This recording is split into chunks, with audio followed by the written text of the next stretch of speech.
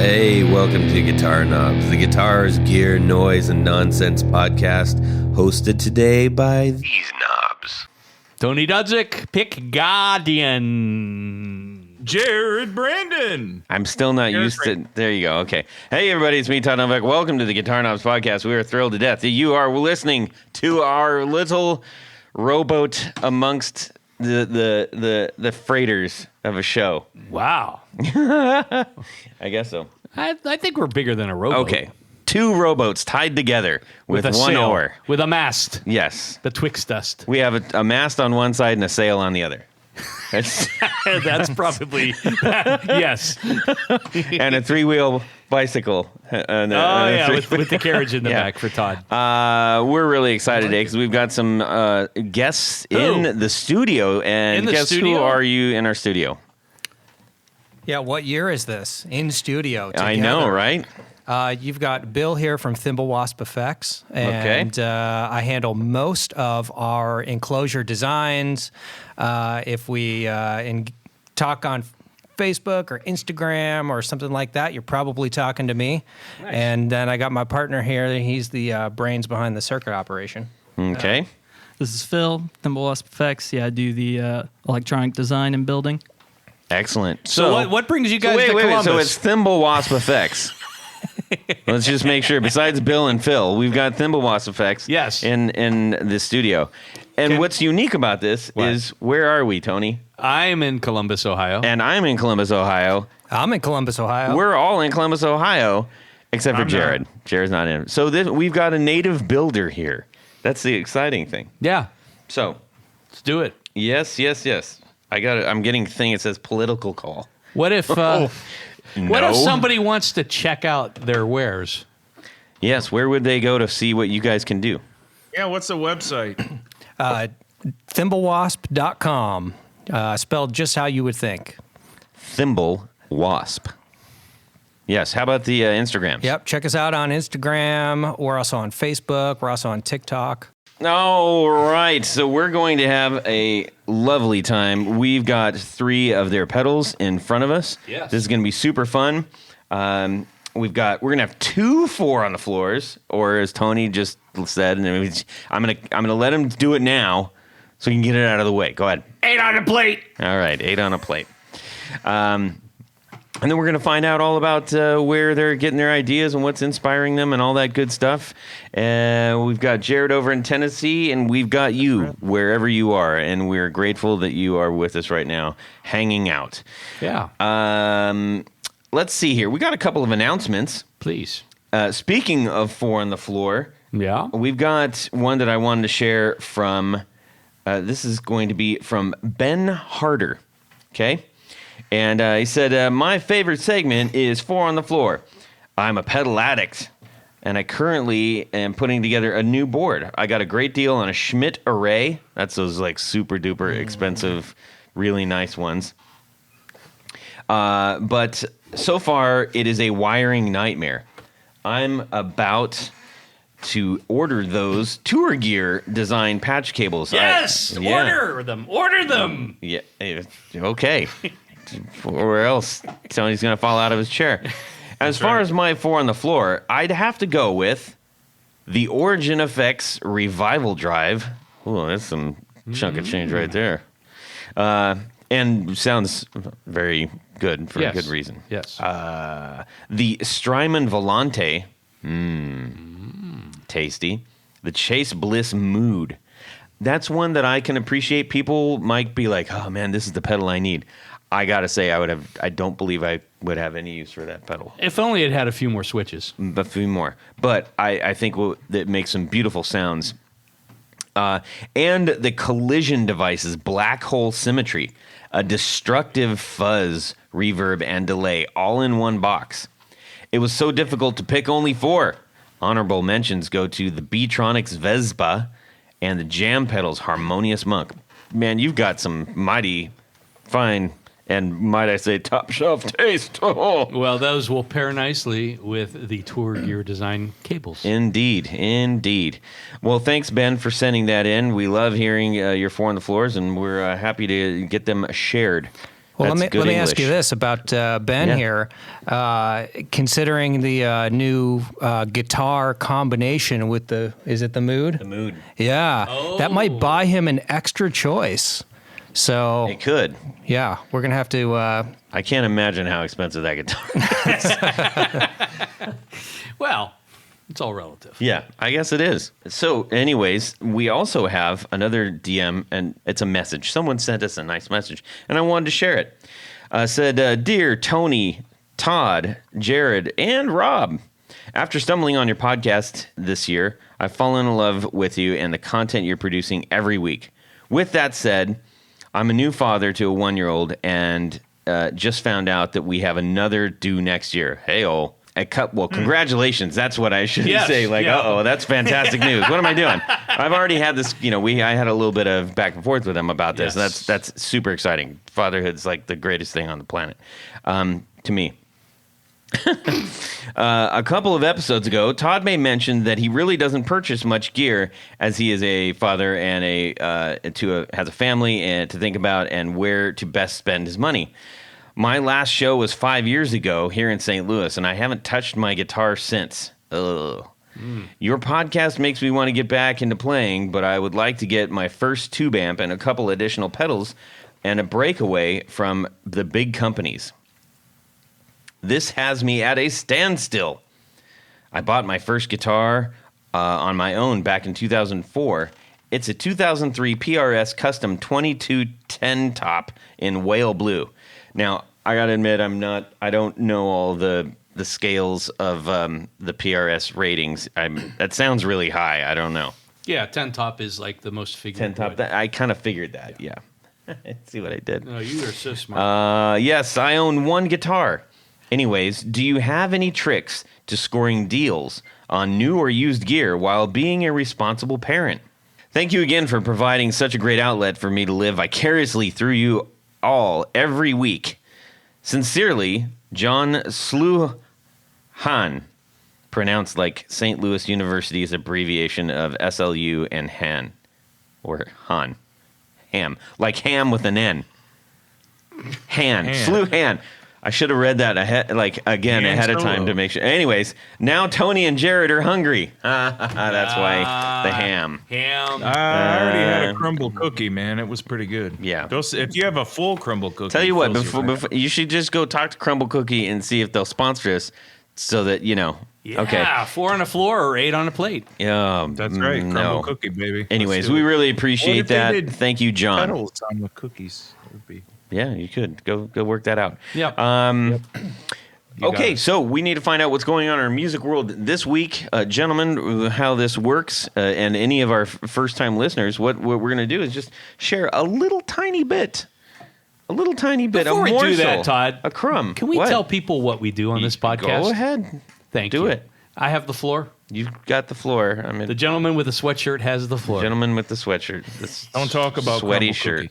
cookie. No, we like to talk about gear, specifically boutique gear. Even more specifically, the people that make the boutique gear. We've interviewed hundreds Hundreds of people. well over 200. from all around the world. Yeah. The movers and the shakers. Occasionally we do a 101 where we learn stuff. And we have a very special 101. I need you to coming write up. our wiki bio, which we really actually need to do. wiki. Yeah. Yeah, so there we go. We have two gentlemen here that happen to be from Columbus, Ohio, but we've had people from everywhere. Yes. All That's over a nice the place. world. I visited there. It was delightful. Yeah, it was delightful this time of year. Everywhere, man. But we talk gear. You've We talk to established the that. people. Thank It's you. very simple. I appreciate that. Okay, so speaking of that, Tony, why don't you go ahead and give us a little, jog on your memory about what you did in your music world this week, and then we're going to hop over to Phil and Bill. Okay. Well, this just happened yesterday, so it's fresh in my memory.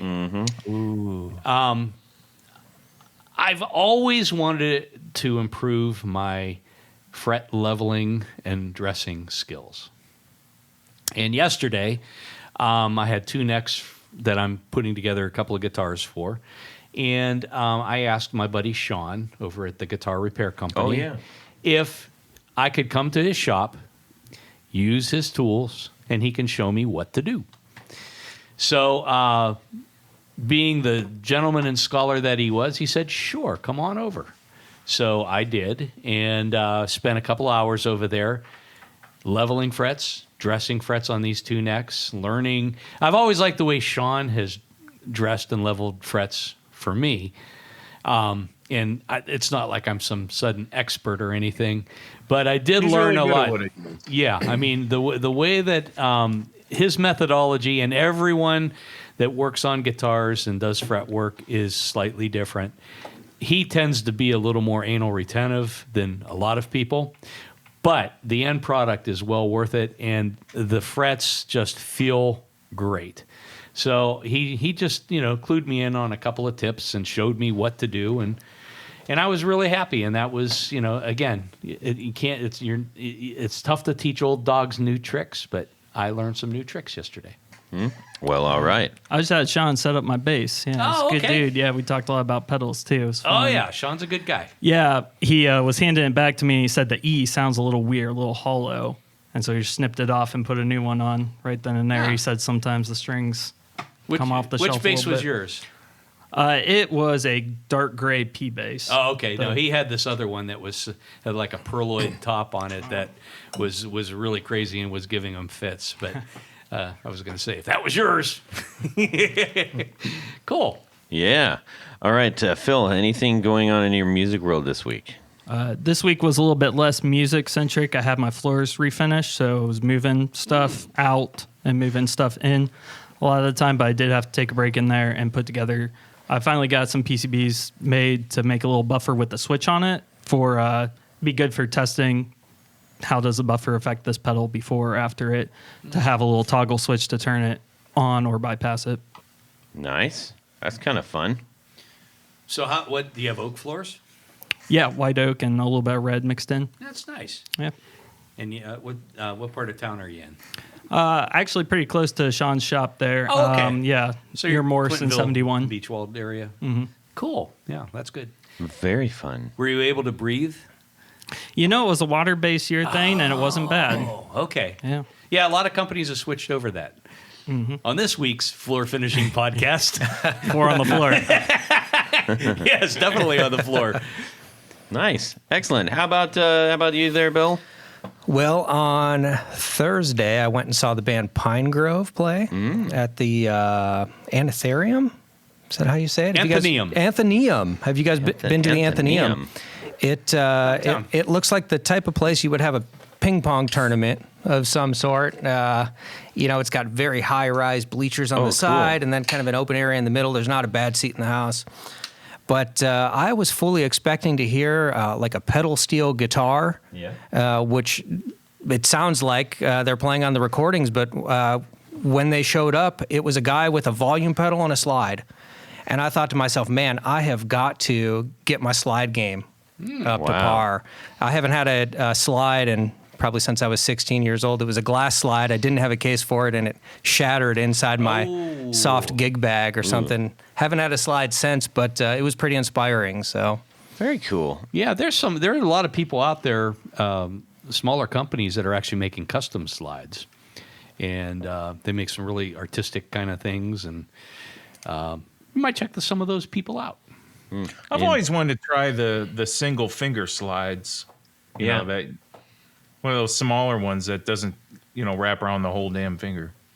I thought you were talking about like you've been using like a slide mitt or something. right.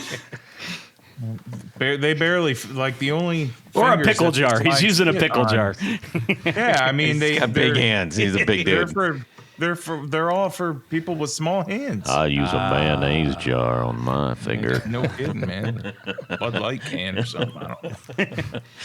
Well, you should try it out. I mean, you should learn, Jared.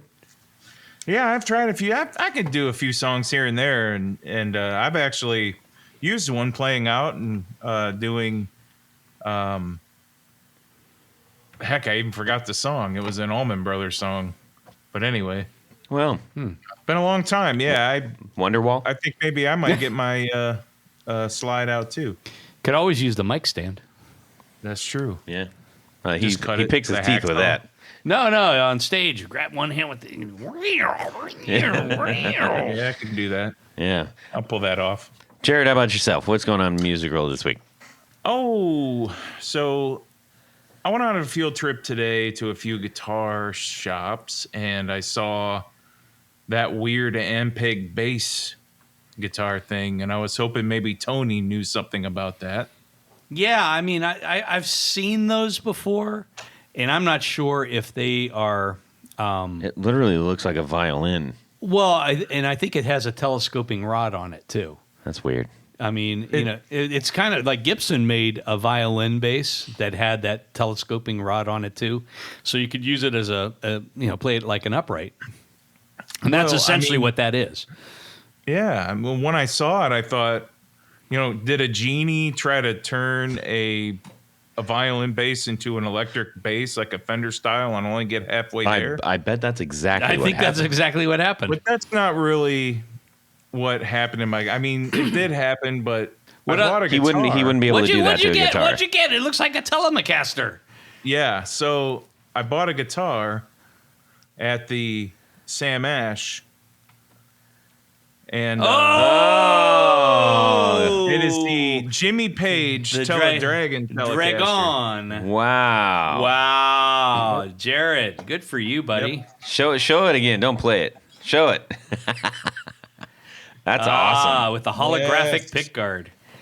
Wow. Yeah, it actually sounds really, really good. I plugged it in at the guitar store, and I was anticipating a real thin sounding bridge pickup, and it actually sounded pretty good. I was impressed with it. Well, since you're the pickup guy, I mean, yes, aside from the graphics, this is basically to spec, from what I understand, to Jimmy's original one. Is that what? Do you know what the differences are on the pickups?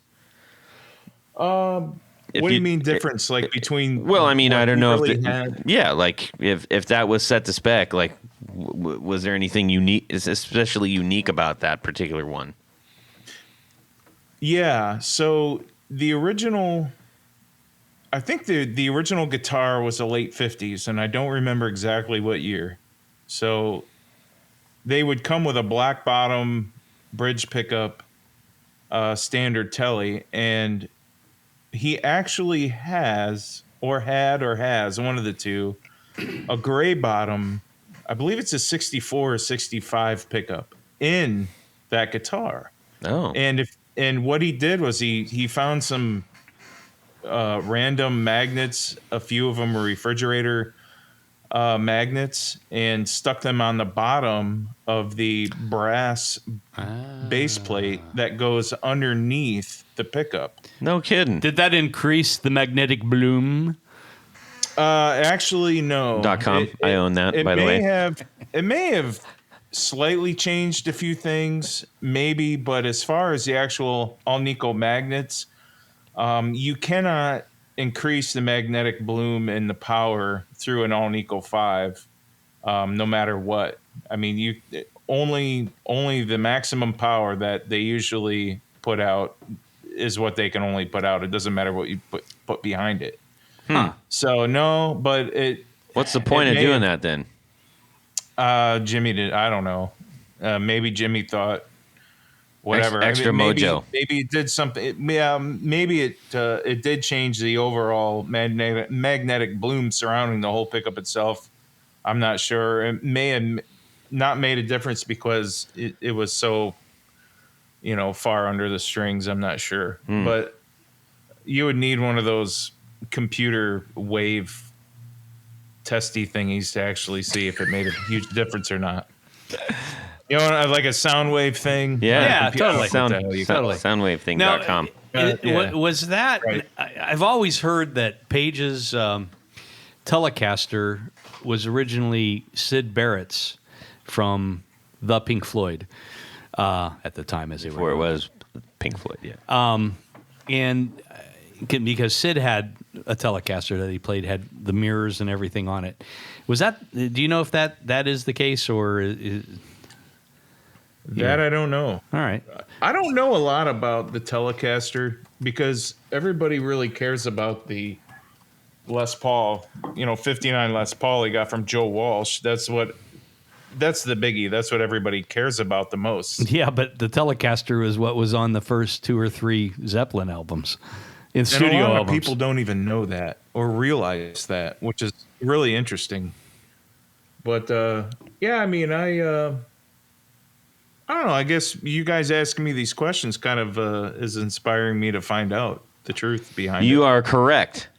The magic of the internet. So, Page. So he got the that actual Telecaster, which was covered in mirrors. There's a picture of him playing it with a bow, really, really early on. Mm-hmm. He said, it says Page would later give this guitar a makeover and turn it into his famous Dragon Telecaster he would eventually use on the solo for Led Zeppelin's Stairway to Heaven. There you go. And there's, that's pretty remarkable. so Tony, not only, that's why he's on the show. Everybody, just a general reminder. He knows all. so not only is the guitar awesome, but it came with all sorts of awesome case candy. It came with a white seatbelt strap, I guess. He used a red coily cord, Nice. and some other. Are you gonna do that all? Dial that all in? Yeah. I That's mean, cool. I'll probably leave the case candy alone. I'm not going to open the packaging and all that stuff. But as far as the setup, yeah, it needs new strings. I think it sat on the hanger for a while. Are you going to get a pair of real wide bell bottoms jeans? Yeah. White ones with a dragon pattern I like on it. the sides and Nice. my big fat gut hanging out of the jacket. Oh boy. Like you're not even going to be able to close the jacket. Yeah, it's kind of like the Elvis suit. Exactly. Yeah. There's already like finish checking on the neck. It's like a nitro finish Huh. neck, and I'm really impressed with this guitar. That's They a cool had- guitar. They Good had that score. at NAMM. They released it at NAMM. Yeah. And it was like, wow. in 19. I mean, my booth was right around the corner from. Yeah. They had one like in a random window on the outside of their booth wall. Yep. And I had to stare at it the whole NAMM. And That's there you awesome. go. I'm so stoked you got that, man. Yeah, thank you. Hey, Todd, what's Yes. going on in your music world Well, this it's week? not. It's really simple, actually. I was using for a long time. Been using SIT strings, which I have liked very, very much. They're from Akron. They are from Akron. Akron. And I had a good time using them. They were. I don't think I ever broke a single string, and I was breaking all kinds of other strings. EB on my new guitar that I got from Gullet Guitar Co. Mm-hmm. I said, "Chase, what strings are on these?" He said, "D'Addario nickel wound 10s, just a regular nickel wound 10s." And I was like, "Okay, I'm switching. Pretty damn good strings. I love the way they feel." And it could be just a little bit about shampoo, everybody. So I worked in for several years. I worked with a lot of shampoo brands, and one of the only reasons that people tend to change shampoo is because their senses get numb to the scent. So when you get a new scent, it seems like it's working better. My new shampoo works better. It tingles. It It must just be smells working. different. Mostly, not all, but mostly.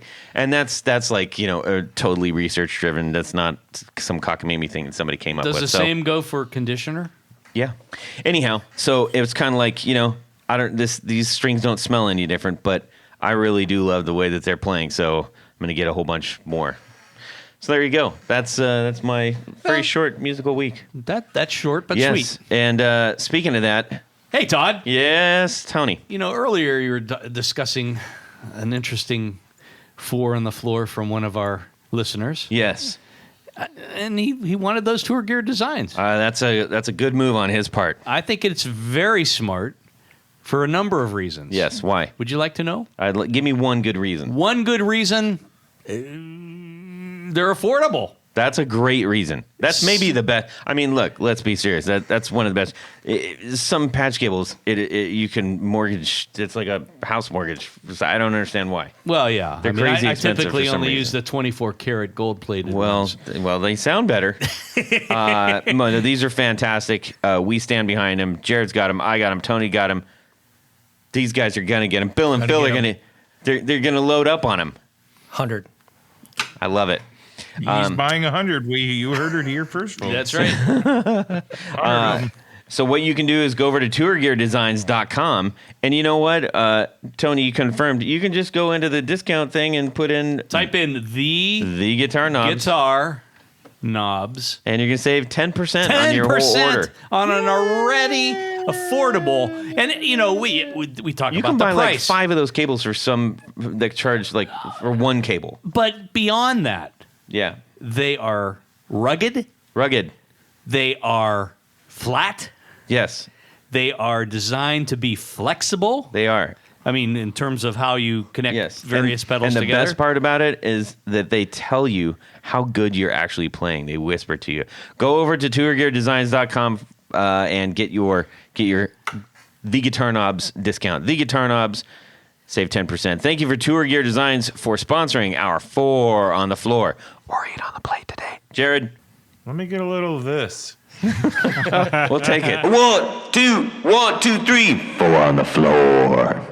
Okay, we got Thimble Wasp in our studio, and we need to hear from Phil. Phil, what is your 4 on the floor? All right, I'm going to go with a pretty functional set here. First, an overdrive. Probably my favorite overdrive would be the Honeybee from Born Jewel or Barefoot, as you might know, or yes. now One Control. Yeah, I find it to be very touch sensitive and warm and just melts with your amp. And I play a Telecaster, so it kind of like warms up that sound. Like exclusively a Telecaster? Well, I have a Strat and a Les Paul and Telecaster, but Telecaster gets the most playing. Right. Nice.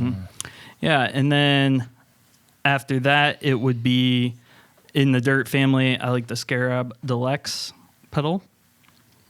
I find it to be right kind of in the middle of a distortion and a fuzz. You can get some hard rock, like nice aggression with it, or some fuzzy textures with a little bit of gating. And that's a Scarab Deluxe? Yeah, basic audio. Okay. Yeah, so it is kind of a modded tone bender with silicon transistors. Oh. And then it's got 5 knobs. So gain, volume, a bass and a treble knob, and then a bias knob. And the bias really, you can get Right. some gating with it. You can really get a noise gate where it's completely silent, but then it kind of muffles your sound, which can be cool. Yeah. Yeah. Or you can have it kind of wide open like a more traditional distortion. Awesome. Okay. Number 3. All right, harmonic tremolo. So the one I have is only available as a DIY kit, but there's a lot out on the market. Mine is a Cardinal tremolo, and it has a switch for normal tremolo and harmonic. So You know that the cardinal is Ohio State bird, dude. yeah, I do. Yes, I know a lot of them. Does in that my have anything to do with the name of it? Yes. day. I don't know if the designer's No. from Ohio. Probably not. Okay. Probably not. I like harmonic tremolo because it gives you just a little mild flavor of univibe to it, but not nearly as intense as a univibe, but just a little more interesting than a typical tremolo. I heard a great explanation of a harmonic tremolo, which is kind of one of those things that, like, I've heard several. I'm like, nope, don't get it. I'll And then take I a heard stab this at one. it. Do you want to take a stab? And Because then once you you give get it, yours. you're like, oh, wow, that's really fantastic. Okay, so regular tremolo is you're taking your volume up and down and up and down. What this does splits your signal into bass and treble through some filtering, and then it's like pushing and pulling between the two. So you got bass high and treble low, and then it flips and trebles high and bass low. But it's doing it in a sine wave pattern, so it's nice and smooth and undulating and warm and syrupy. And you get a little bit of phase cancellation, which makes it sound interesting, and a little mild bit of phasey. A harmonic tremolo is like a teeter-totter with bass on one end and Yeah. treble on the other. So Frank Daimel, who's been on the show, builds great guitars in Germany, has a onboard electronic called the Les Lee. And Yeah. it was Oh, made in man, that conjunction sounds with good. Lee Ronaldo from Sonic Youths. And It's a Jersey cover band for Sonic Youth. the Sonic Youths! The 2-1! Somebody better jump on that and do that. Oh, that would be great. So what Youths. his does, it's onboard electronics, and it fades between the bridge pickup and the neck pickup. Ooh. So you're getting kind of the bassy and then the trebly, but it's a really cool circuit. If you have a chance, go on Dymel's website, and he's got a really good demonstration video. Love it. That is a cool idea. Yeah. Okay. Number 4. Go. All right, number 4. So we make a delay that has a ton of features, but sometimes I just like something real simple and nice sounding. And the Mad Professor Deep Blue delay is one that I kind of go to. Okay. Right on. It's PT2399, which is kind of it's a digital chip, but it has an analog flavor to it. And it's the same guy that designed the Honeybee, Born Jewel, designed it. And yeah, it's just real simple and gets out of the way. It cuts out some low end and some high end, so you just have these like mids trailing off, and melts with your signal real nicely, but doesn't get in the way. Yeah. Nice. By the way, we did try to get Mad Professor on. They were just like, yeah, we'll talk to you sometime, I guess. I don't know. Yeah, Maybe I'll hit him back up. I like that. That was a very solid 4 on the floor, and thank you for the very deft explanation of harmonic tremolo. Bill, let's hear from you. Yes, there's nothing deft coming from this side of the table. Phil, Just def, D-E-F. right? Exactly. Phil went very functional, very solid. I am going all vanity, baby. Awesome. I mean, this is.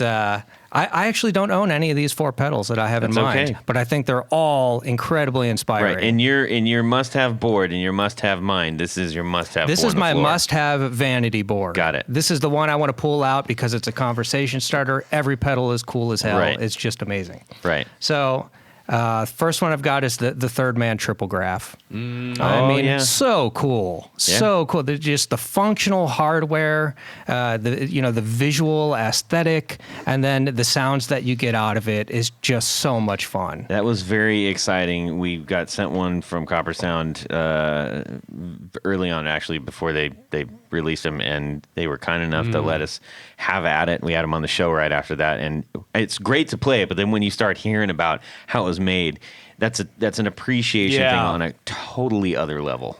Yep. So are you going with the limited edition yellow or the standard black? 100% the limited edition yellow. This is a vanity board. This is the, I'm going to do it right. Yeah. It's Nice. got to look amazing. Yeah, I like it. Yeah. Secondly, I've got the Ranger Effects mini bar. Okay. I mean, talk about just out of this world, never been done. So cool. The science behind it is fascinating. You can put in different colored liquids to change the sound of the dirt. How cool is that? It's a bunch of pedals in one. It's so much fun to play with. I play guitar and I love pedals because I just love to get in there and fidget and mess around, and you land on a cool sound. And it's just so much fun. So that pedal is also really inspiring to me.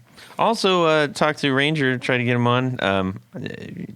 Not everybody's into being guests and stuff, but maybe someday we'll have him on. Thirdly, I've got the Dr. No Moon Canyon. Oh my gosh. Super limited. He still got a couple. Super cool. Just gorgeous. I don't need to even hear it to know that I need this pedal. It is. There's a presentation factor too. That's another one that we were so fortunate to receive, and actually we gave that pedal away. And so he sent it to us. From opening the seal on the actual shipping box, the whole thing is a total experience, and it is for a collector or somebody who just really appreciates beyond what the sound it's making. That's a must-have. I mean, that is probably at the tippy top shelf. That's the Johnny Walker Blue up there gathering dust. Right. But don't let it gather dust. Play the hell out of it. Yep. Super inspirational. And then lastly, and I played this in Cincinnati last month, is a pedal called the Plasma Pedal. And it has that little plasma tube. It's so nasty, so dirty, and we could only crank it up so loud at the guitar show, and we did crank it up fairly loud. But man, it's just if you just want it, if you're just feeling your swag, like you're feeling super punk rock when you roll out of bed that day, that's the pedal you plug in and just turn it all the way up because it's just gnarly. Awesome.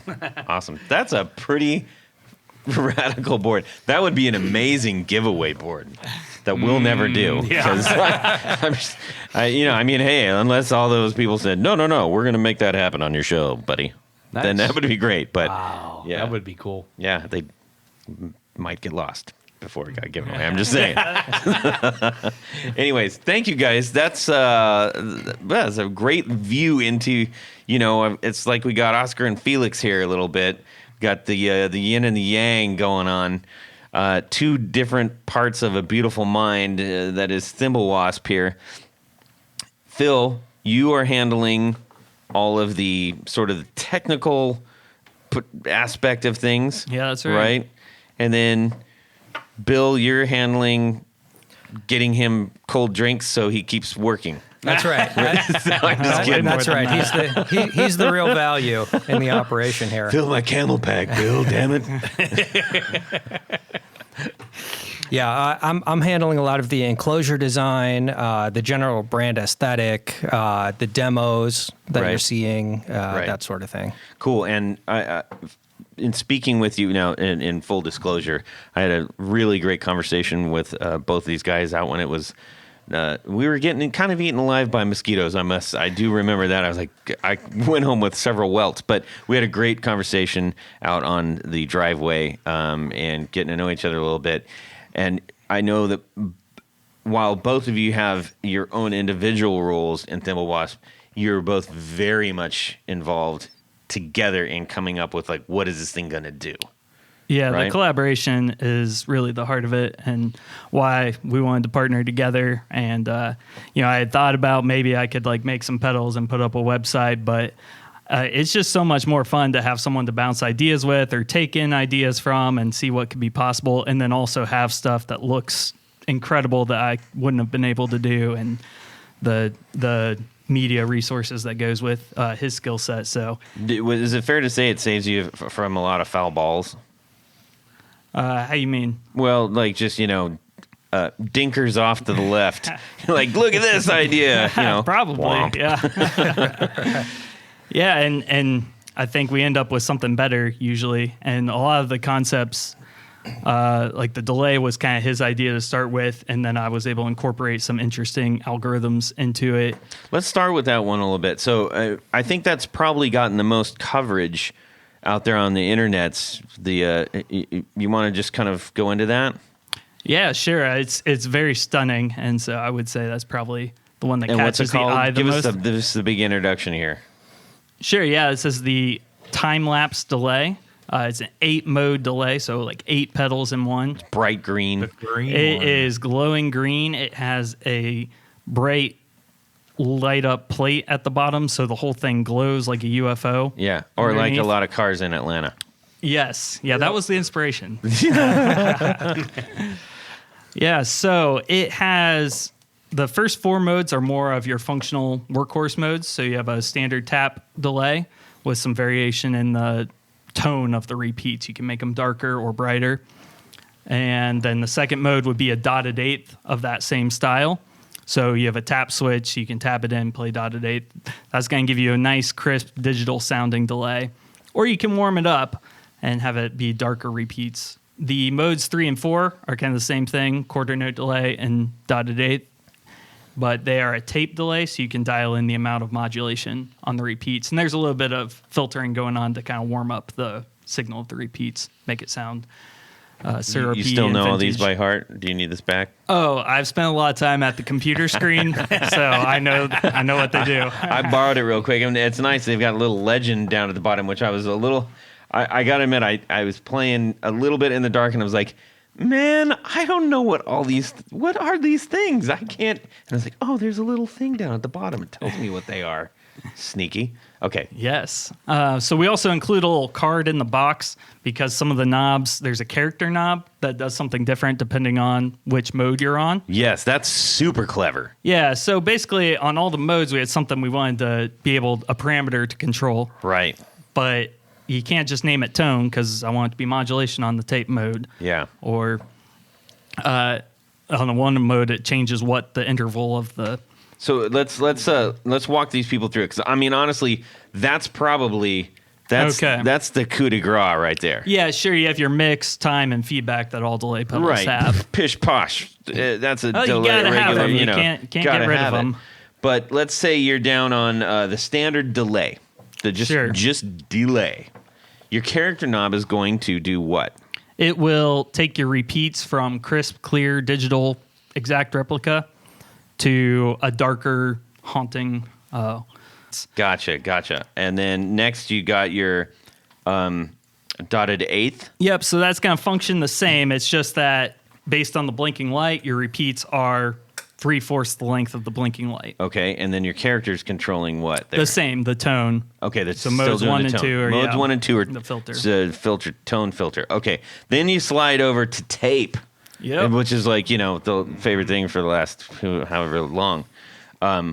What is this going to do? That's going to give you a so warble, the character knob gives you some warble. Yep. Cool. Just the depth of the modulation. It actually sounds pretty cool with it all the way down because the tape mode takes a little bit of lows and a little bit of highs off your repeats as well to warm it up and make it sound vintagey, I think. I like that. I actually like to run the tape delays that I'm using. Actually, I have a tape delay set up on my HX Stomp, and I do that very thing. It just being on just has a little bit of motion to it. If I were to use this delay without doing some of the crazy effects, I probably would gravitate to the tape. It sounds really natural. And I would. The only thing missing was some hiss. I can add work some on hiss? that. Yeah. If only. If only you would have called me. Boy. Let's see. And then you've got your dotted eighth tape. Sure. So that's going to be the same exact thing, but the interval is a dotted eighth. Gotcha. Now we slide over into Crazyville and we start doing a reverse. Yeah. So it's safe to say once you go right of noon, you've hit all of the desired delay effects that you could really functionally desire. But now we're getting into wild territory and really, really cool stuff with reverse. Start there. Yeah, so reverse will it'll take a snapshot of your signal, however long you set the time for, and then play that backwards. So it's cool if you play a fast lick, it will run the notes backwards That's all that you I just play. played. I'm more in the slow licks myself. And if you just play it like a normal delay, you might not even notice it's reverse. It just kind of has a cool different sound that kind of remixes what you've played a little bit and can just really melt with what you've played. Very cool. And then you've got inertia. Yeah, so I think Bill came up with these inertia and reactor names to go with the space age looking theme of the time lapse.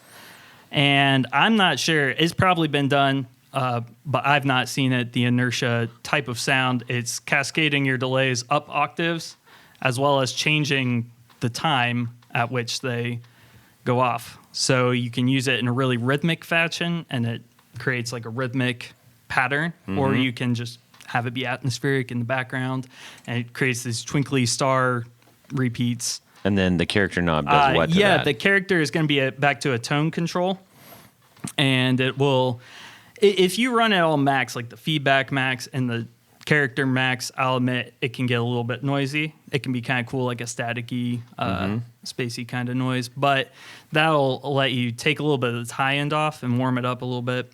The feedback knob also, because each octave is going up an octave, or each delay is going up an octave, the feedback knob also affects the tone because the amount of time affects how high up the notes are getting. Just out of, actually, I'll get back to the feedback knob in a second. We'll finish out here. So reactor. Sure, yeah. Reactor is an arpeggiated delay. So you play your note, and then it comes back an octave up, and then a fifth, and then unison. and then back into that cycle. So it kind of gives you a little bit of a mild triplet effect. Very cool. Yeah, Very cool. and what we did with the character knob on that is, it sounds pretty cool like that, but some chords just sound sour. If you get into the music theory of it or whatever, sometimes the fifth just doesn't fit with the rest of what you're playing. Right. So you dial that back, and it gives you 2 octaves and then unison. So then you get some of the flavor and some of that rhythmic feel, but it doesn't sound nasty on certain chords. Good. If you like math, that's a great one. And then the last one, which I had a lot of fun with, hold. Yeah, so this would just be you push the tap switch and it holds whatever note or chord you've been playing, and then you can play over top, but that's completely dry. And the character knob does nothing. Sorry. But the feedback knob on this one is a little bit of a surprise. It is a filter, and it's like a 4-pole filter, so it's really intense. Wow. Spiked filter, and if you move it while you're holding the chord, you can really like sweep. If you really wanted to do some synth type sounds, right. you can get a lot out of that 4-pole filter. Awesome. Yeah, And then, I was thinking maybe we just keep it simple. We keep that off, but Bill insisted. He thought that was pretty cool. How cool! I think you should trademark 4-pole filter. Well, you 4-pole should. filter. You guys should. Yeah. .com. I Buy did it not before invent Todd does. 4-pole filters. That's This is like one of those pedals that you start messing with it and you start unlocking like all these different things. This is probably one of the most functional pedals that I think we've had on the show, to like honestly. And I love that you've been so thoughtful about how you can affect each of these different modes in so many different ways. But it's still really manageable. It's not like it's got 42 knobs on it. You just have to get familiar with it, and then you can totally go for it. Yeah. The feedback knob. Can you explain? Oftentimes we'll say feedback on a delay. I don't know that, like, for those who might not totally understand what is that doing. What is the feedback knob?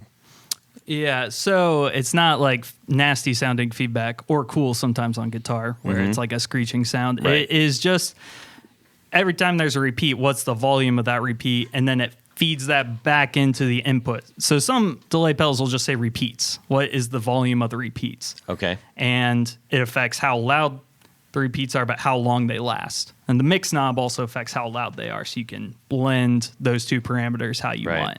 Gotcha. So you can get, with most of the patches on here, you can get it to basically repeat indefinitely. That's like Tony. So you call it the Tony knob. 8 on a plate.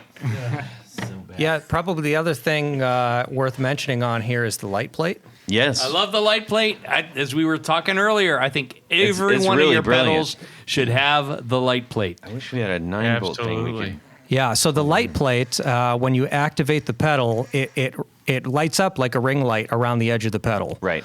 And if you're playing in a dark space, it's enough to light up your board or at least the pedals around it, which is kind of cool.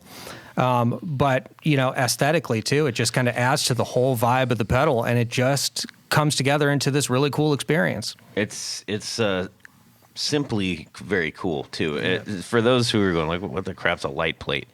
In between your back plate and the pedal enclosure is about a 1/4 inch, 3/16. a 1/4 inch of what is it, plexiglass? Just, yeah, acrylic or plexiglass. Yeah, of clear glass, of clear plastic of some sort. Plastic, Doesn't yes. matter what kind it is. It's clear plastic, doggone it. And what that allows this pedal to do is radiate the light out that's inside. Sure, yeah, there's a light on the top of the pedal, but what it does is it blinks the tempo of Right. the repeats. So this is helpful because the light plate is always on. Right. We thought about having the light plate blink, but thought that might be a little too crazy, Yeah. distracting. That could be. Yeah. So it's nice because you hit it on and the top blinking light happens to be off. You get some immediate feedback still from the light plate. Yeah. It's really great. Super duper cool. And I agree with Tony. I think that would be a pretty fantastic feature and very ownable to like. to rock No on extra your stuff. charge for that, guys. Yeah. Thank you. We're So giving to you generous. that gratis. Yeah. Yeah. So you got a couple other fancy pedals here with us, and one thing that we've discovered is you like to kind of hide things in your pedals a little bit, right? So If you go on our website, we talk about them. yes, yes, they're not hidden. It's like you will find them, Yeah. but as designers, you seem to delight and go like, what if? Little surprise and delight. I'll kick the Space Camp over to you, Bill. Yeah, absolutely. Well, one commonality between all the pedals too is you've noticed we use the soft click switches. I love the software. That's I love it. It's critical for me. If you're someone who plays a style of music where you have some kind of heavy come downs and it's quiet and you're kind of ruminating in the space, maybe you play in a worship style music or something like that, and then you go to click that distortion off because you just came down and it's like a cannon blast through the auditorium. Through all your delays, too. Through all your delays, yeah, that loud pop, both mechanically and audibly. This is the way to go with the soft click switch, and it takes one more mechanical barrier to break out of the equation. So that's just a standard we've implemented. And to mention, it's true bypass for those that care about the purity of your signal. Okay. So it uses a relay, like many common pedals with the soft click do. Okay, all right. So let's why don't you get us into this one? Yeah, the Space Camp is a fuzz. Pretty gnarly fuzz if you get that gain going up all the way, but it's easy to control. The gain still comes through great, nice and smooth when you have it set lower. Mm-hmm. And the really interesting part here is you've got two options, a toggle switch. You've got a vibrato and a reverb. Mm-hmm. The vibrato is not a pedal that people often have on their board. But man, is it cool, and it's different from a tremolo. Mm-hmm. The pitch of the note is actually, modulating up and down. Mm-hmm. And you can set the rate, you can set the volume, and you can set the depth of that sine wave. I'll mention it's just a pitched vibrato, not like a univibe type sound. Good distinction there. Right. What's really cool, though, and you were talking about the hidden things earlier on this depth knob, once you get past noon, it clicks over into an octave up. Yeah. And you can imagine when you've got a full-on fuzz going with that little bit of vibrato with an octave up, man, it just screams. It's like every note is an artificial harmonic. Yeah. That thing absolutely is like, it's like a banshee. I mean, when you hit that, because I remember reading that and I was like, well, I'm just going to go over to Noonville and figure out what this is doing. Yeah. And you have full control over the depth in both realms, right? The standard and the octave. It starts over at 0 depth at noon, and then you can ramp up to 100 depth with the octave. And then, if you want to just because we could include one more option, you hit that toggle switch down to a reverb. And you've got a full-on reverb, which sounds a lot like a plate reverb to me, if I was going to try and describe the sound of the reverb. Yeah. It gets pretty heavy, though, so you can do some really spacey stuff with it. Mm-hmm. And that one is like a MXR size box, yeah? Yeah, yes, it is. Yeah, little guy. Yep. Visually, though, we've got a spot varnish on here, so there's kind of a cool printed texture, and then we have like a high gloss on that texture, so it's actually kind of a pain in the butt to take a photo of because it's it's so glossy in certain spots, but yeah, it came out really cool. Nice.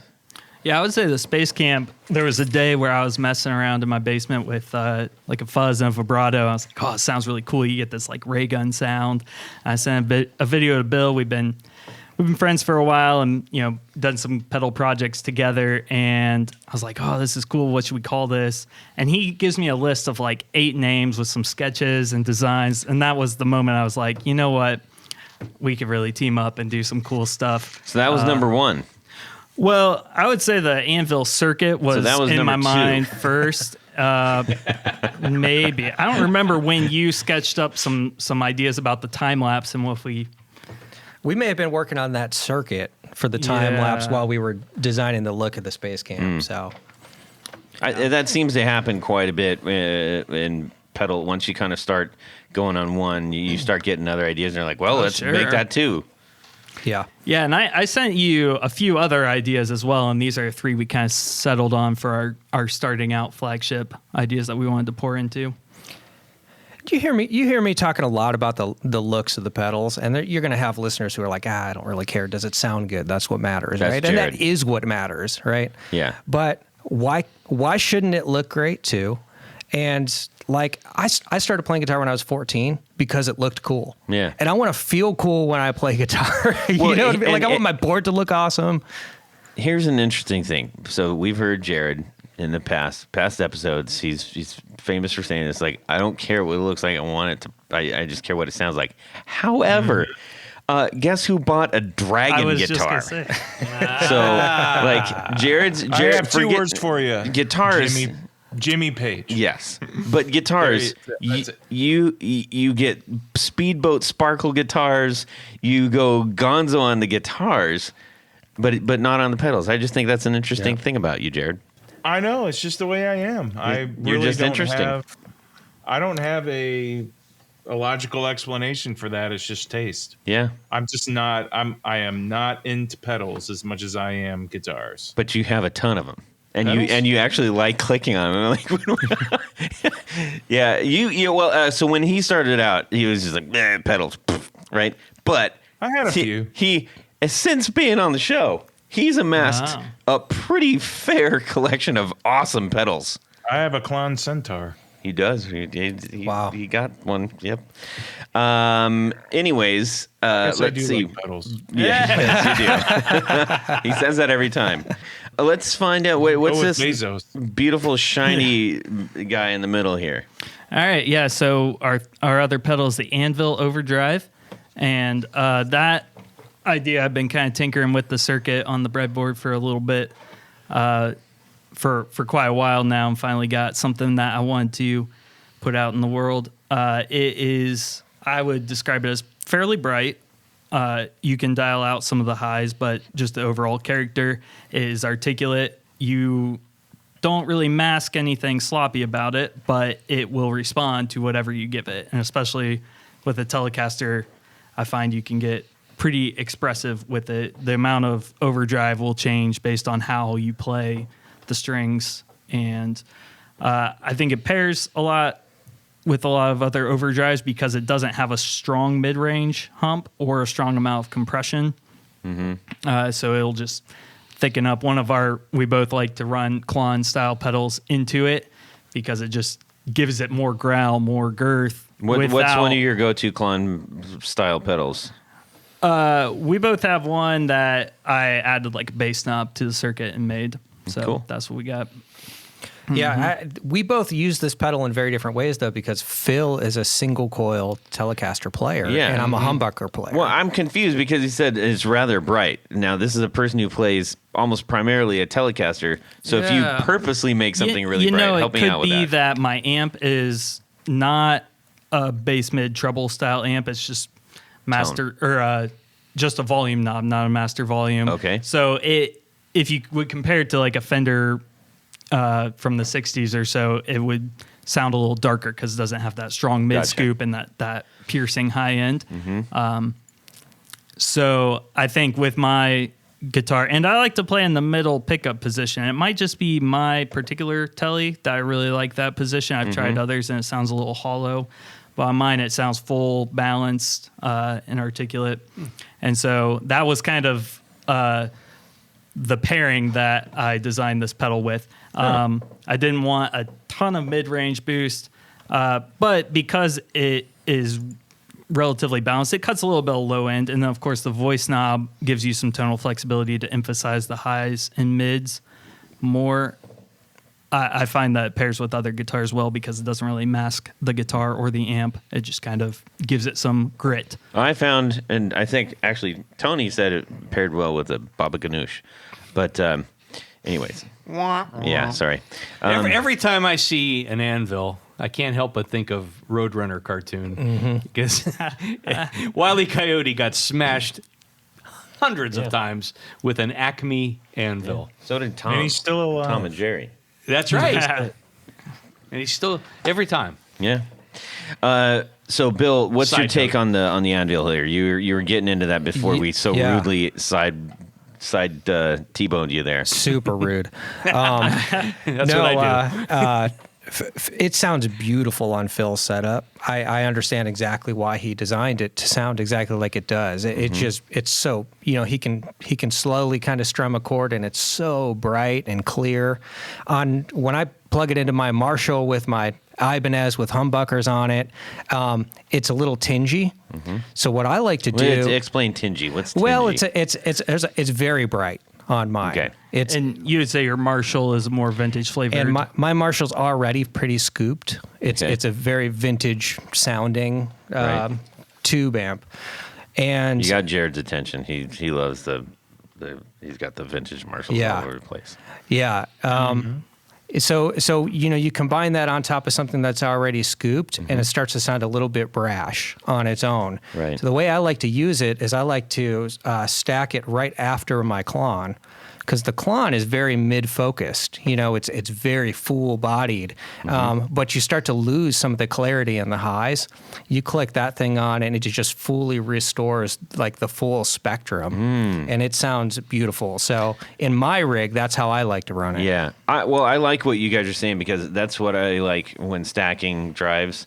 I definitely like to find something that's complementing, like one that's doing one really well, like the low mids is really, here's your big fat bump here, and then you get something that by itself. Now, what I found is by themselves, they're not necessarily the go-to pedal, but combined, if I can find that combination, it's like, it's great. So we found it really depends on your rig. It is the go-to overdrive for a rig like Phil's. For Yeah. a rig like mine, Yeah. it's the go-to stacker.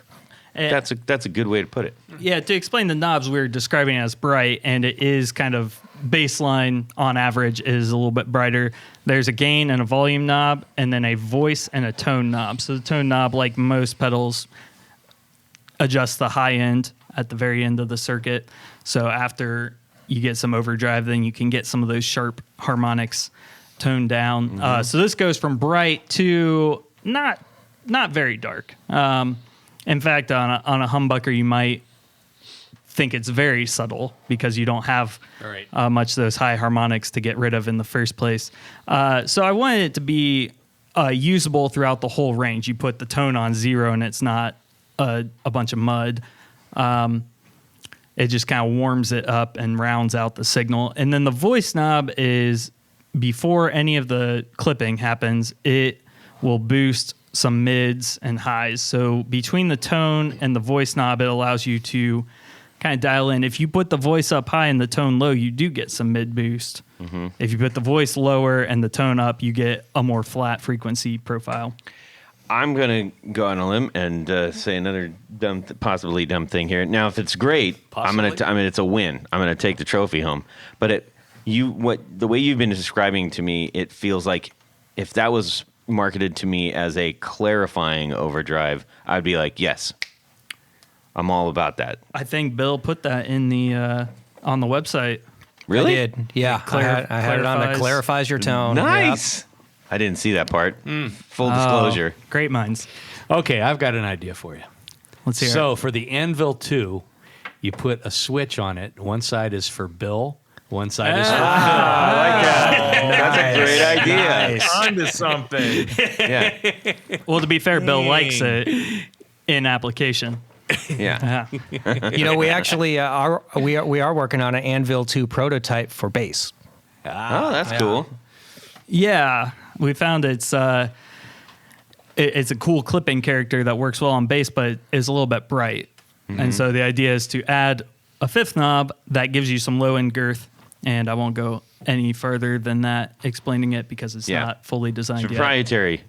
We didn't sign an NDA. Awesome. So, you just mentioned something you have in the mix. We just went through your lineup. It's a very exciting lineup. It's got a ton of versatility.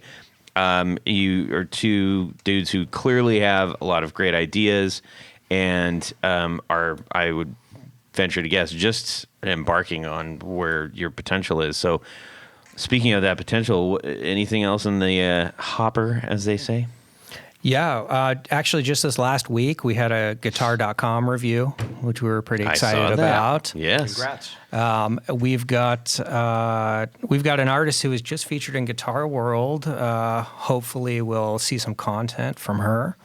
So that's pretty exciting. But Do we get to drop the name on that? I don't know if I could drop the name yet. Okay.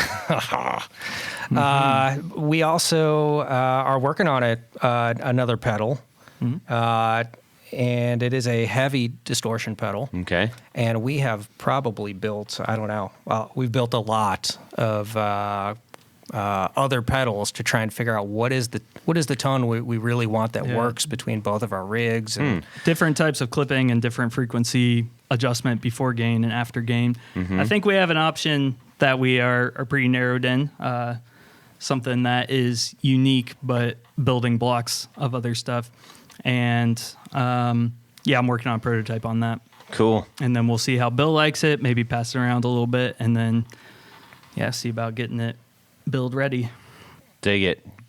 So, Thimble Wasp, how did you guys come up with that name? Like, tell me the whole story. yeah, that name comes from Ray Bradbury's Fahrenheit 451. And that book, Ray Bradbury in the 50s predicted the earbud. He essentially invented the earbud for listening to music. And rather than calling it a bud, he called it a thimble. And in the book, he describes, the main character guy is sitting next to his wife, and she has her thimbles in. And when you're sitting next to someone, you can just kind of hear the buzz. It sounds like wasps kind of flying around your ear. So it's that audio effect when you're sitting next to someone listening to music is the sound of the thimble wasps. That's amazing. I love it. So are you a big reader? Yeah, I'm in a book club. Super cool. Really? We'll have to talk after this. I don't know how to read. I'd really like to. So we talked about Thimble Wasp, how you got the name. We talked about your pedals. How did Thimble Wasp come about? Yeah, so I'll get in there. I've been doing this pedal building just for fun for a number of years, probably back to 2015. And kind of my thing when I got started, I have a little bit of electronics background, mechanical engineer, so I took some classes, but mostly just by tinkering with like speakers and cheap amps back in the day. And so when I started, I wanted to, every pedal I built, I wanted to try to see if I could make at least one mod to it, like a switch or a knob or change something here and there. And that kind of caused me to study and learn the circuits. And, at first it was just kind of a fun to customize it thing, but then I started to kind of see how different ideas could come about and, totally new circuits that I could get the sound that I wanted by taking something and tweaking it and tweaking it and tweaking it. And Bill and I had been friends for a little bit and playing with pedals that I built, and he's like, I want to build one. And so we built a couple together. And you like getting in there with the soldering bit and all that? I do. I like it quite a bit, although my solders are quite ugly compared to Phil's. So he will be building any pedals anyone orders. That's an art. Yeah, and then getting into PCB design was kind of another skill that I needed to learn to do the pedals the way I wanted to, because the circuits are pretty packed in there, and so you can't really build them on perf board or I think it's really cool when builders build pedals point to point, and it's like all the parts are just hanging in there. That's a really cool thing. It's not my skill set, but having a more dense set of components, you have to have a PCB. So that was another skill I needed to tackle. And then, like I said, I kind of in my mind floated around like, I should start selling some. I have a couple designs that I like, and then it just hit me that it would be more fun to do this with another person. And like we hinted at earlier, just to have someone to bounce ideas off of, to kind of have two different angles on what guitar players like. Because we have some overlap, but some different interests as well. Mm-hmm. And it's just somebody to talk about pedals with that is into it and likes it. I had all of my gear stolen from my trunk some time ago, and then had a bunch of kids and never got around to replacing it all. And so I was interested in the DIY scene, just as a way to kind of start to build up a little bit of, gear to play through. And met Phil, and he was building cool stuff. And I was like, man, this is awesome. I want to be part of this. So cool. Very cool. Very cool. I think it's weird that you're carrying around a trunk, but whatever.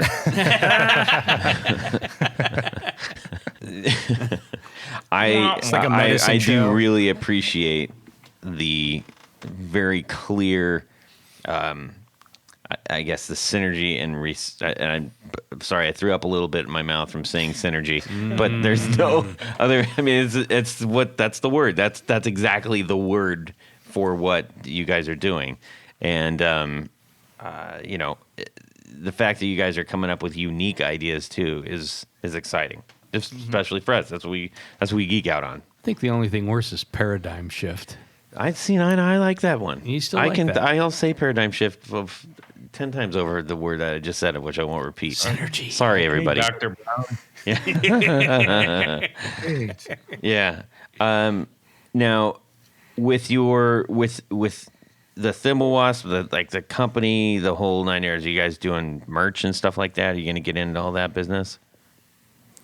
Yeah, probably. Right now, we just want to get some pedals out into the world, get some response and some feedback, and ride that wave. But I'd love to get merch. We're starting to build up a little bit of a roster of artists who are using the pedals. Yeah. So hopefully that continues, and we'll do some exciting things. Yeah. Awesome. We got exactly 2 T-shirts made. So we did. Wow. We did. All right. Excellent. We had a trade show in Cincinnati and got ourselves some T-shirts. It was a big splurge. Nice. Gentlemen, thank you so much for sharing your story and your awesome pedals and the road ahead. It's very cool hearing about how you guys gathered up together and started making cool stuff. Yeah, absolutely. Thanks so much for having us. You bet. Jared. Yeah, I wanted to come on down to Jaredville and play a little happy game of Would You Rather. This week's Would You Rather, it's fairly simple. And it's going to suck, too, the situation. You're out at your gig, and you're the rhythm guitar player for Todd's band, the Valentinos. That's non-existent. Me. That's me. Right. And the lead. So Todd's the lead guitar player, and you're the rhythm player. Okay. But he also asked you to do some leads on a few things. But this awful person that's probably the devil said, "Hey, you're either going to have a heart attack, or I'm going to have to take away one of the strings off your guitar, and it's going to be one of the E's. So which string, high E or low E, would you rather play the gig with, or without? Without, right? So which one would you rather have on and not have the other, high or low E string?" So to be clear, we want to find out. You can only have one. You can only have one of the E's left on your guitar. Which one is it? Is that right, Jared? That's right. Okay. If you have both, you're gonna have a heart attack. And you're the rhythm player, but you need to cover some. Well, let's simplify that. You're just the other. It's 2 guitars. Yeah. You're playing all kinds of guitar. Yeah. Guitar player 1, guitar player 2. Special guest guitar player. Yes. One night only. All right. And you have to stand in the back. With your back to the audience. You have to stand in the back. Okay. Tanya, go ahead. Well, I think the obvious choice is to drop the low E and play a la Keef. Wow. That's what I would do. Get used to that island there, pal. I like it. It's actually, I mean, I've done it before. Yeah, I'm sure. And it works. Yeah. Or can I have a tenor guitar? No. Only 4 strings. Yeah, Play it like a banjo. Okay, so you're keeping your high E. I keep my high E, dropping my low E. All right. Let's find out what Bill's doing. I also am keeping the high E, and here's why. Because when you are playing those leads, it is all eyes on you. And I do not feel comfortable with my own skills to transpose everything to that B string that fast. So I want those high strings so I can nail those solos, and then I'm just going to lay in the cut on the rhythm stuff and trust my bass player. Okay. All right. All right, see? Phil? I'm probably going to keep the low E for some I like to do where you pick the low string and then play the rest of the chord. So, yeah, you lose a lot without that low E. Jared? I really, really, really liked Bill's explanation. Although I've experienced that plenty of times where the stupid high E breaks, and I can't tell you how many times that happened to me, and I was usually playing a lead on stage. So I'm gonna have to go with I'm keeping my high E, and I'm dropping the low. Okay. I was gonna go the other way, but Bill he ruined my first plan. You didn't like my explanation? What? What gives? I did like it, old buddy, but I like Bill's. So I'm just copying Bill because he made the most sense to me on that. Yeah. Because I was struggling to choose. Well, what about you, old pal? Well, I survive on power chords. So there's no way I'm dropping the low E. I live in low E land, and the high E can just go kiss a duck for all I care. So that's what I'm doing. So that was a pretty good one. Nice one, guys. For Phil, I think that was a la Phil. I don't know if I want to take credit for it, but yeah.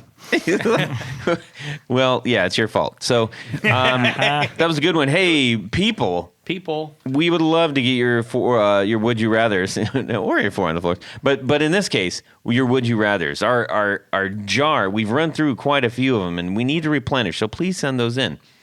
Tony, we got some people to thank. Are they sending in would you rathers? The people that we're going to thank? Yeah. They already have, most of them. So, anyways, that's a whole different thing. Stay out of funny land. Hey, Todd. Do your thing. You know, at this point of the show, there's a special group of people we love to thank. These are our executive producers. That's right. Now, you might be wondering, what is this executive producer? More importantly, how can I become one? Quite simple. Go over to patreon.com/theguitarknobs and check out a couple of different levels in which you can participate, become a sponsor of this very podcast. Each level comes with a bevy of great thank you gifts, things like barefoot buttons, t-shirts, keychains, picks, stickers, all the good stuff. But as an executive producer, you get all the good stuff, without a doubt. But there's one thing more. Jared? You get to have your name read on the Your thing. name read on the thing. That's what I'm going to do right now. So special thanks to these executive producers. Big breath in. Tom Barazin, Darren Gregory, Doug Christ, Ken Sayers, Michael Senchuk, Stefan Lamb, Anthony Lathrop, John Anglin, John Esterly, Justin Jones, James White, Matt Hart, Bill Gola Guitars, Richard Kendall, Ty Harmon, John Jackson, Jason Roush, Gary Cooper, Mark Garton, Elad Mizrahi, Mike D, Trevor Gunberg, Rick Calhoun, Anthony Gemolero, John Halverson, and Drew Lopez. Oh, man, that's quite a... Todd, I have to. Do I have to tell you this every week? You do. Please. There's more, because I don't like to be interrupted, especially when I'm on a roll. In addition to these executive producers, we have another group of special people. These are our grand poobahs. That's right. You see, they live on the penthouse suite with a fez upon their head whilst listening to the podcast. I think that big house over there is kicking in right now. Big house. Look out. So special thanks to these grand poobahs. Jonathan Jerusik, Corey Nigro, David Kaminga, Science of Sound, Cody Foster, Sean S. Tommy Manasco, Adam Johnson, Steve Keys, Tim Nowak, Tyler Rhines, James Pennington, LSJ Music Company, John Williams, Johnny Morales, Mel Sanders, Bob Crouch, Sam Jett, Michio Murakishi, Martin Cliff, Hex Matos, Michael Van Zant, Andrew Dehan, Brian Robison, and John Daly. All right. We love you. Yes, we do. Thank you so very much for your support. It truly means we couldn't do everything. without you. Yeah, Plain we and really simple. couldn't. do it without you. So we need to find out where people can get Thimble Wasp products. Yep, you can get them at our website, thimblewasp.com. I believe you can also check out through Facebook. Find us on Instagram and click through to our site. And you can get them at Morgaine Music in Chicago. You can get them at South End by the Sea in the UK. And hopefully many more soon. Oh, fantastic. You can message them too on the web. It's a great website. I was on it during the thing, and you can message them. I thought about messaging them and messing with them during the recording, but I didn't. Excellent. Anthony? Yeah, just head over to pickguardian.com. Check out the stuff that I have, things you can order online. By and large, what I do is custom work. So shoot me an email. Let me know what you need, what you want, what you're doing. Mm-hmm. Make your guitar special. I will take very good care of you. Yes. Let's see here. I just thought of something kind of funny. Tony, you're going to make their ordinary guitar extraordinary. That's funny. Anyway. You're so funny. Jared. Yes, if you have pickup questions or just general questions, What year did Homer write the Iliad? Never mind. ask Tony. Just get a hold of me through the podcast, and yes, I will have my own Instagram very soon. Hey, you can send me an email, todd@theguitarknobs.com. You can also DM me and or us at Guitar Knobs on Instagram. We'd love to hear from you. Please share your 4 on the floors, and we'd love to get some new Would You Rathers. Heck yes. We need to say a giant, enormous thank you to Thimble Wasp for stopping by and for making some cool pedals in our little town of Columbus, Ohio. Well done, boys. Thank you. You are welcome. Continued success to you. For everyone else out there, have a fantastic guitar week and subscribe! Arrgh! What the? Don't stand! So close to me. Feel like might be a little bit on the soft side. Or 5, 4. Tony, think fast on your feet. 3, 2, 1. You're missing out on some good beer, dude. Truly. I know, good buddy, I know. That's such a bad joke. I love it. Could we say asymmetric? Perfect for Halloween. Yeah. What the are you, idea. little boy? I'm asymmetric. Anyways, it's fine. Yeah, I mean, in fact, we Yeah, could probably he doesn't- recycle some of the ones you did back in the old days. Doesn't want to think about it. That's why. Quit whispering, I hear you. Oh. Let me get a little bit of that. What? How? No. This. This. Anybody chomping at the bit to go? Alphabetically. All right, Phil, you go first. Oh no, you'll definitely seem uncool. too late. Yeah. All right. Can I take a stab at one of my cockamamie Yeah, let's hear the other metaphorical way. similes? Those are both not things. Okay. Next week. Save me some for next week, old chum. Well, that's it for these knobs. Please visit our Patreon page at patreon.com/theguitarknobs. Visit our website at theguitarknobs.com for all of our past episodes, 4 on the Floor blog, and other good stuff. You can connect with us on social too at our Facebook page and share your gear and stories on our Facebook group. Also, be sure to check out our Instagram at Guitar Knobs. Catch you next time.